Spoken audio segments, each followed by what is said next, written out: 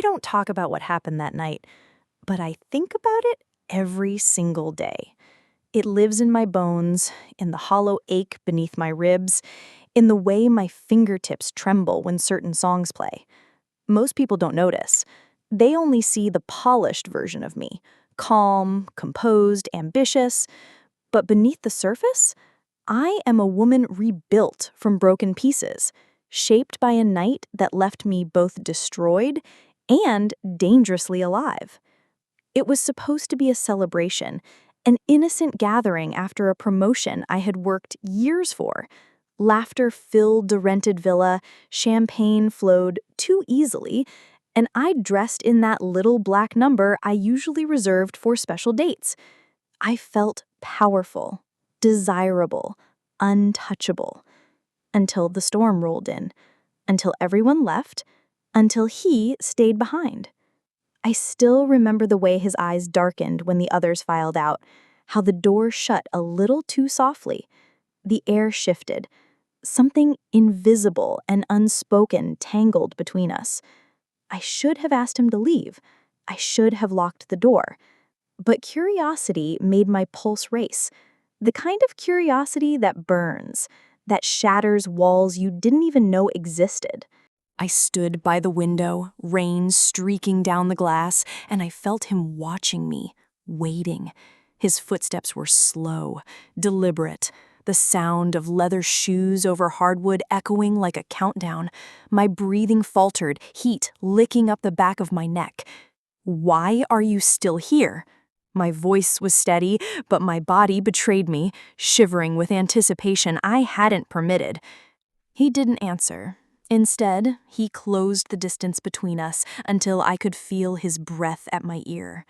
His fingertips brushed the strap of my dress, letting it slide down my shoulder, feather-light but electric.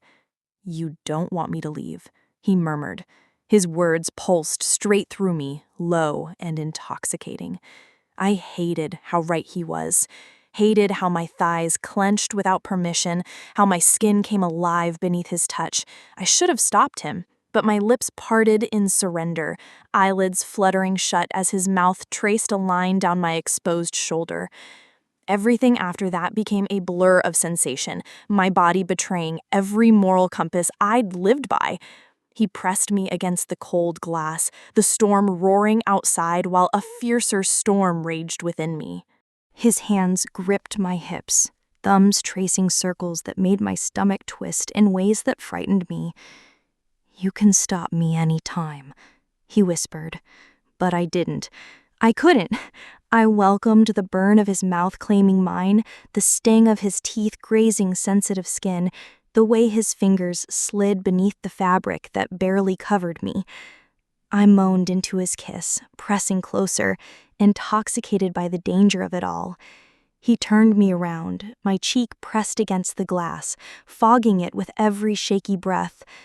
His hand slid up my thigh, pushing my dress higher, bearing me to the night, to the storm, to him. "Tell me to stop," he said again, voice hoarse, as his hand found the wetness between my legs.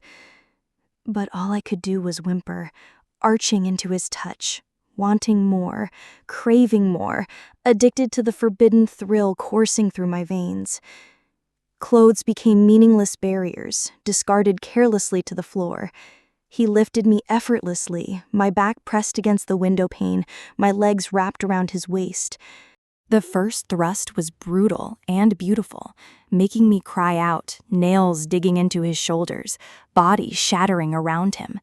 Every stroke felt like a confession, every kiss a surrender, every moan a rebellion against everything I thought I knew about myself.